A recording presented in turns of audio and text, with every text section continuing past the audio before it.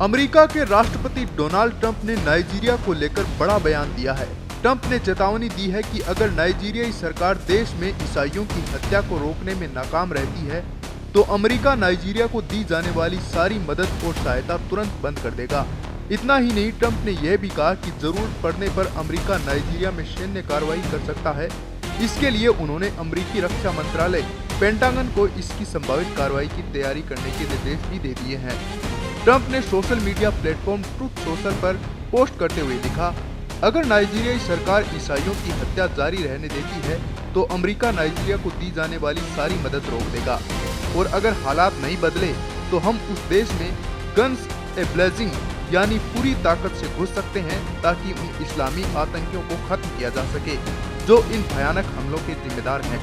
Trump ने आगे लिखा कि अगर हमला हुआ तो वो तेज, खतरनाक और असरदार होगा, ठीक वैसे ही जैसे ये आतंकवादी हमारे प्यारे ईसाइयों पर हमला करते हैं।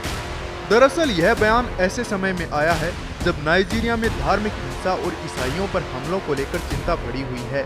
नाइजीरिया अफ्रीका का सबसे ज्यादा आबादी वाला देश है, जहां करीब 22 करोड़ लोग रहते हैं। यहां उत्तर का हिस्सा ज्यादातर मुस्लिम आबादी वाला है, जबकि दक्षिण में ईसाई आबादी अधिक है। यहाँ अक्सर धार्मिक और जातीय झड़पें होती रहती हैं, लेकिन पिछले कई सालों से आतंकी संगठन बोको हराम और उससे जुड़े समूह देश में इस्लामी शासन लागू करने की कोशिश कर रहे हैं। इन संघर्षों में दोनों पक्षों के हजारों लोग अपनी जान गंवा चुके हैं। ट्रंप के बयान पर नाइजीरियाई राष्ट्रपति बोला अहमद तिनुबू ने प्रतिक्रिया दी है। उन्होंने कहा कि धार्मिक आजादी और सहिष्णुता नाइजीरिया की पहचान का अहम हिस्सा है।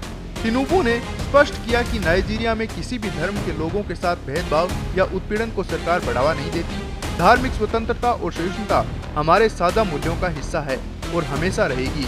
नाइजीरिया धार्मिक उत्पीड़न का विरोध करता है और इसे किसी भी रूप में प्रोत्साहित नहीं करता। बता दें कि नाइजीरिया के उत्तरी राज्यों जैसे बोर्नो, आदमावा, कादूना और प्लाटू में इस्लामिक आतंकवादियों ने भयंकर नरसंहार मचा रखा है। यहाँ फुलानी मुस्लिम चरवाहों और ईसाई किसानों के बीच लंबे समय से भूमि विवाद चल रहा है, जो अब धार्मिक रंग ले चुका है। संयुक्त राष्ट्र के आंकड़ों के मुताबिक 2025 में नाइजीरिया में 1200 से अधिक ईसाई मारे जा चुके हैं, जिनमें महिलाएं और बच्चे शामिल हैं।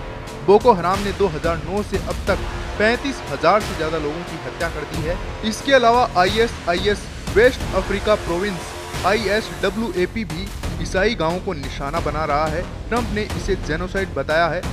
नाइजीरिया में चल रही हिंसा और अमेरिका के सख्त रुख ने अब अंतर्राष्ट्रीय स्तर पर नई बहस छेड़ दी है। ऐसे में देखना होगा कि आने वाले दिनों में अमेरिका और नाइजीरिया के बीच रिश्ते किस दिशा में आगे बढ़ते हैं। ताज़ा अपडेट्स के लिए आप जुड़े रहें पत्रिका के साथ। नमस्कार। देश दुनिया की ताज़ा खबरें और वीडियोस के लिए अभी डाउनलोड करें पत्रिका ऐप।